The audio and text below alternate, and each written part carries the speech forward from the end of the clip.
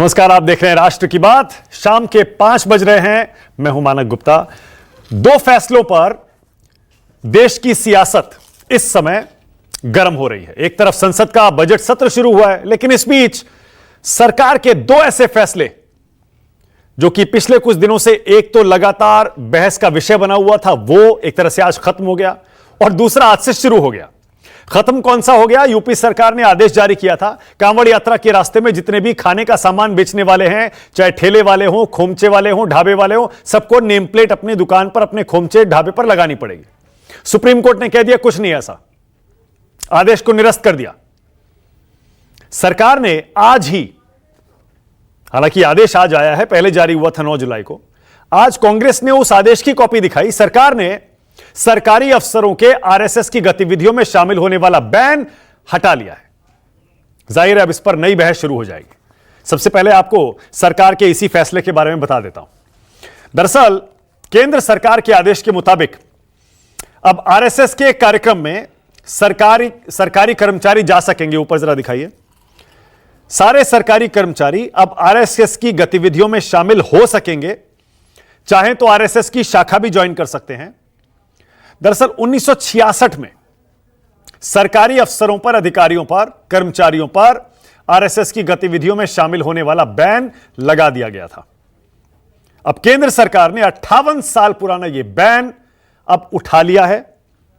जाहिर है विपक्ष इसका विरोध कर रहा है, खासतौर से कांग्रेस पार्टी, और आरएसएस ने केंद्र सरकार के इस फैसले का स्वागत किया है। आप अक्सर देखते होंगे आरएसएस की शाखाएं लगती हैं, तमाम सामाजिक उनकी कार्यक्रम होते हैं, बैठकें होती हैं, अलग अलग तरह के इवेंट्स होते हैं। अभी तक सरकारी कर्मचारी इन गतिविधियों में शामिल नहीं हो सकते थे। आरएसएस कहता है कि वो एक सामाजिक संगठन है, राजनीति से उसका कोई लेना देना नहीं है। बीजेपी भी यही कहती है कि आरएसएस हमारी मां है, हमारी मार्गदर्शक जरूर है, लेकिन राजनीतिक नहीं है। पर आरएसएस पर यह बैन 1966 से लगा हुआ है कि सरकारी कर्मचारी उसमें नहीं जा सकते। अब केंद्र सरकार ने इस बैन को हटा दिया। यह पता कैसे चला, यह खबर सामने कैसे आई? कांग्रेस की तरफ से जयराम रमेश ने एक्स पर लिखा और बाकायदा सरकार के उस आदेश की कॉपी ट्वीट की, पोस्ट की।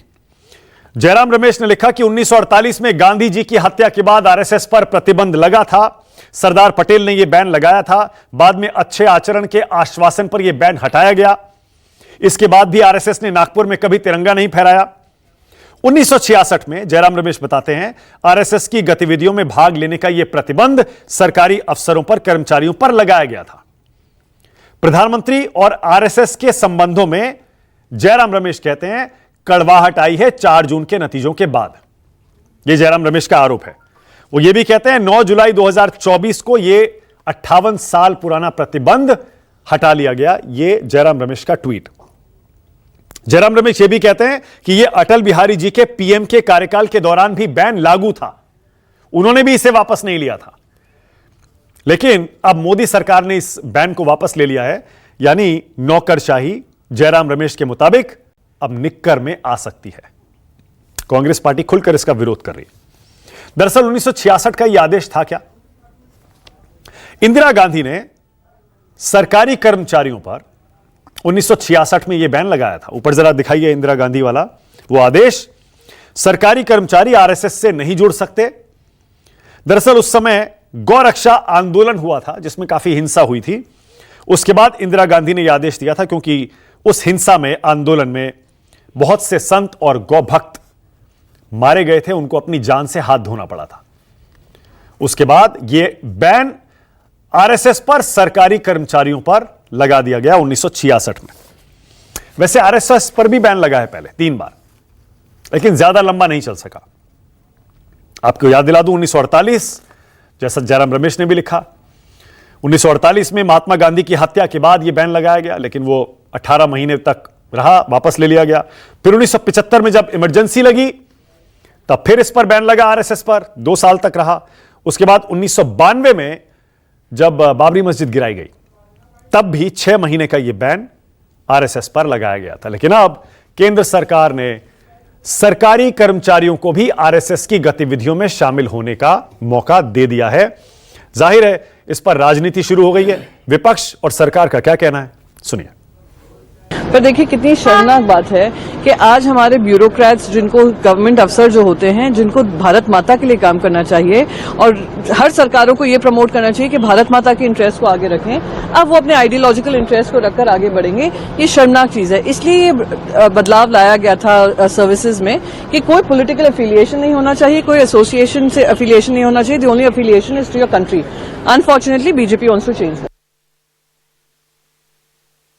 राष्ट्रीय स्वयंसेवक संघ पर जो प्रतिबंध था कि सरकारी मुलाजिम उसमें भाग नहीं ले सकते हैं, उसको जो हटाया है, मैं उसका स्वागत करता हूं। जो निर्णय कांग्रेस पार्टी ने राजनीतिक कारणों से लिया था, उसका हटना एक स्वागत का निर्णय है। बताओ, विपक्ष को हिंदू समाज के खिलाफ उनका रवैया बड़ा नकारात्मक रहता है। मुझे लगता है राष्ट्रीय स्वयंसेवक संघ और उसका हर स्वयंसेवक पूरी तरीके से, पूरे निष्ठा के साथ देश की चिंता करता है। तो आरएसएस में अब सरकारी कर्मचारी शामिल हो सकते हैं, लेकिन जो एक और आदेश कुछ दिन पहले योगी सरकार की तरफ से आया था, उसे सुप्रीम कोर्ट ने आज रद्द कर दिया। एक तरह से विपक्ष की जीत इसे माना जा सकता है। याद करिए वो आदेश, कांवड़ यात्रा में रास्ते में जितने भी ढाबे, खोमचे, ठेले वाले खाने पीने का सामान बेचते हैं, उनको अपना नाम लिखना होगा, यह आदेश था। लेकिन इसी आदेश के खिलाफ सुप्रीम कोर्ट चले गए बहुत से लोग, और सुप्रीम कोर्ट ने यूपी, उत्तराखंड और एमपी सरकार को नोटिस दिया और साथ ही कह दिया कि इस पर अब अंतरिम रोक लगा रहे हैं इस आदेश पर। और यह भी कह दिया दुकानदारों को पहचान बताने की कोई जरूरत नहीं है, सिर्फ खाने के प्रकार बताने होंगे, क्या बेच रहे हैं सिर्फ यह बताना होगा। यात्रा के रूट पर खाना मांसाहारी है या शाकाहारी, यह लिखना होगा, नाम नहीं लिखना है। और अब अगली जो सुनवाई है इस मामले में वो 26 जुलाई को होगी। राष्ट्र की बात में अब आज का सवाल आपकी स्क्रीन पर। आज का पहला सवाल यही है, आरएसएस से हटा बैन, विपक्ष क्यों बेचैन? और दूसरा, एससी में हारी सरकार, क्या वाकई जीत गया विपक्ष?